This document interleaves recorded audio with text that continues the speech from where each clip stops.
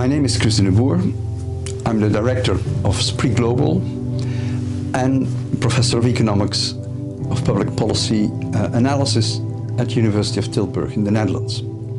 I apologize for my appearances. I have a small medical problem, but I'm sure this is not going to divert us from the substance of what we're going to do. We are now 1 year since the beginning of the pandemic in the beginning of 2020. With SPRI Global, we did and we do a lot of research trying to understand the impact of the COVID-19 pandemic on households and on children in particular. We did and we are doing research in Africa, for example, in Ghana, in Ethiopia, in Liberia, and in other countries, and in Asia, for example, in Vietnam, in Indonesia, and in Sri Lanka.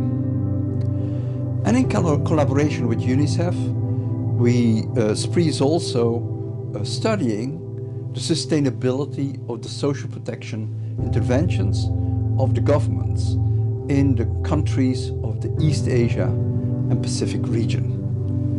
The latter research is at its beginning, but we are very hopeful that we can publish results in a couple of months. In this particular short video, we will explore the impact of the COVID-19 pandemic in a country like Vietnam. Vietnam is a very peculiar case since Vietnam managed to keep the health impact of the pandemic itself so limited in its country. The number of infections was limited compared to other countries. The number of hospitalizations was limited, and the number of deaths was very limited in a country like Vietnam. And it's therefore very interesting to see what nevertheless the impact on households and children have been in this particular year 2020 and the beginning of 2021. As we said, Vietnam is a peculiar country. It only had 1,500, a little bit more, cumulative cases of COVID-19. The economic growth in the third quarter of 2020, not 21 as in the slide, was still 2.6%. There was only a distancing policy in April 2020, but it had targeted regional lockdowns whenever it was necessary. The school closures were limited to February to April 2020, so 3 months, and there was a social assistance package that the government introduced to help individuals experience reduced income. Nevertheless, the impact of the pandemic was important in several areas. First, let's look at impact on poverty and inequality. Poverty rates increased considerably during the lockdowns. For example, while the poverty rate using a $3.20 a day threshold increased from 4.6% before the pandemic to 26.7% in April, and back after the lockdown and after the school closures to 15.8% in May. Especially the workers and the informal workers were hit very hard. In general, 53.7% of the workers lost their income or were confronted with reduced income.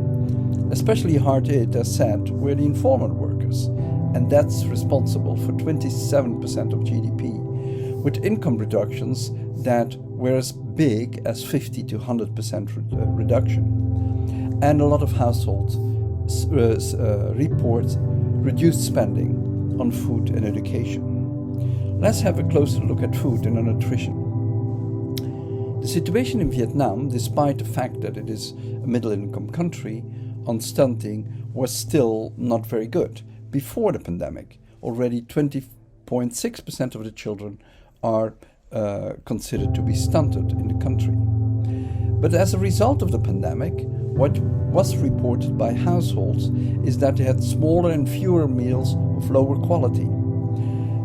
During the school lockdowns in specific regions, and during the general school lockdown between February and April in 2020, the children lost access to school meals.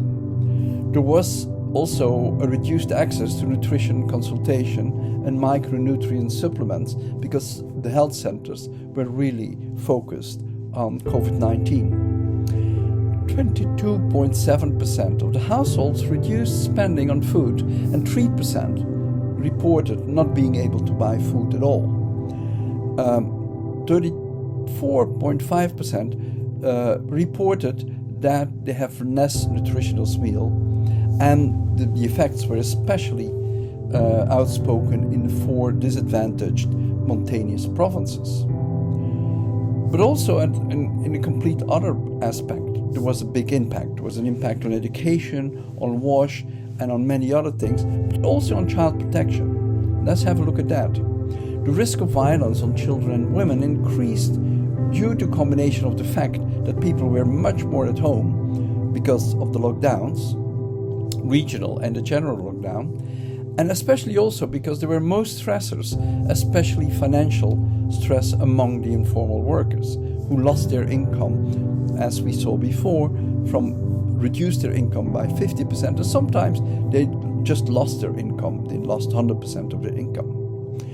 Rapid assessments in the country have learned us that 73.4% of the children experienced violence during the pandemic, and 37.8% of the women experienced abuse and violence in the same period. Remarkable is that girls are especially vulnerable to psychological aggression and negligence, while boys appear to be more vulnerable to physical and sexual violence. So, despite the fact that Vietnam as a country was not hit very heavily by the pandemic, there still was quite a lot of effects in many different areas. So what was the government response? Well, the government response was adequately in the sense that they increased spending and the social spending a lot. During the pandemic, they spent $2.6 billion, including cash support for people most affected by the COVID-19 pandemic.